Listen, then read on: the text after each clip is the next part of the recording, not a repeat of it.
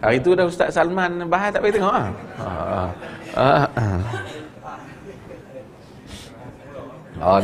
Panjang cerita. Ilmu Allah di mana-mana.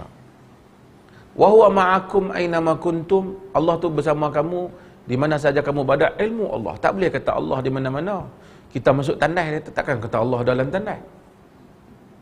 Di mana-mana lagi orang kata Allah dalam poket kita pula. Di mana-mana. Mana-mana tu ada tempat baik, ada tempat buruk, ada naik kelab. Kan? Na'udzubillah, ada juga tandas. Kan? Maka tak betul lah Allah di mana-mana. Okay, ada soalan? Yang ni panjang perbahasannya. Ulama-ulama dia begini. Saya sebut Tuhan ni dia yang menyebut Ar-Rahmanu 'alal 'arsy istawa. Ar-Rahman beristiwa di aras. Kan? Dia bagi tahu. Bagaimana? Dia tak tahu. Kata Allah tidak memerlukan Allah tidak memerlukan tempat, pasal dia yang mencipta tempat. Memang kita pun tahu dia cipta tempat. Tapi dia bagi tahu pada kita. Siapa cipta masa tadi? Allah. Tapi dia bagi tahu dia cipta langit dan bumi sittati ayyam. Dia bagi tahu. Kita tanya, kita sendiri sebut bila Allah turunkan Quran, pada bulan apa Allah turun Quran?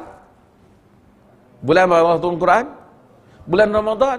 Adakah kita telah mengikat Tuhan dengan masa? Kan Tuhan mencipta masa. Bagaimana kita menyatakan Tuhan pula terikat dengan bulan Ramadan, bulan apa?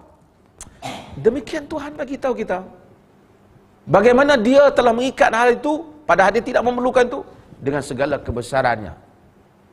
Demikian juga soal tempat dan seumpamanya. Puak-puak ni dia tak ada kerja, dia duduk bahas yang tu je. Allah wujud bila makan. Dia tak tahu rakyat lah tak ada makan, barang naik.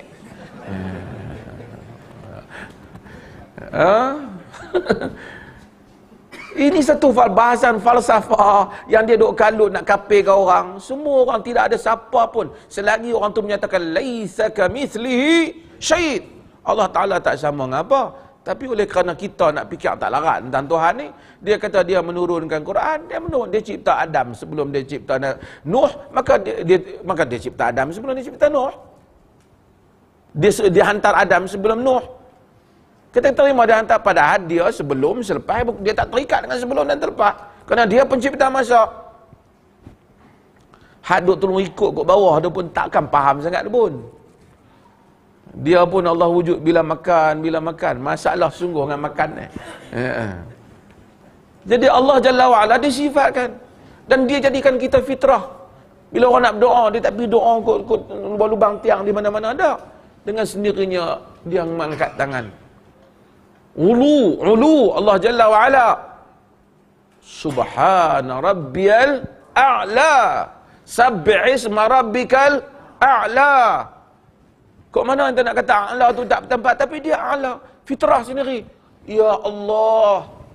Apabila insan mencari Tuhan, dia mendongak ke langit, dia tak selam muka dia dalam laut. Ada faham ke daripada? Kita bagaimana layak dengan kebesaran? Kita tak mengikat Tuhan, tapi demikian Tuhan menceritakan kepada kita. Kita hanya menyubut balik apa yang dia kata. Nak tahu dia macam mana hal keadaan dia, kerana dia tidak memerlukan tempat di mana dia berada. Demikian dia tidak memerlukan masa, bukan saja tempat. Nak bagi tahu. Dia kata kana Allah wa lam yakun syai'. Dia kata Allah dulu tak ada masa, tempat tu datang kemudian Allah dulu. Kemudian dan dulu juga bukan tak ada di sisi Tuhan. Bukan saja tempat, bagi tahu dah. Tapi wa huwal awwalu wal awwalu wal akhiru. Tapi puak-puak tu dia tak ada kerja dah. Hak tu dia bahas. Malam tu bagus dah bahas kan. Tak apa.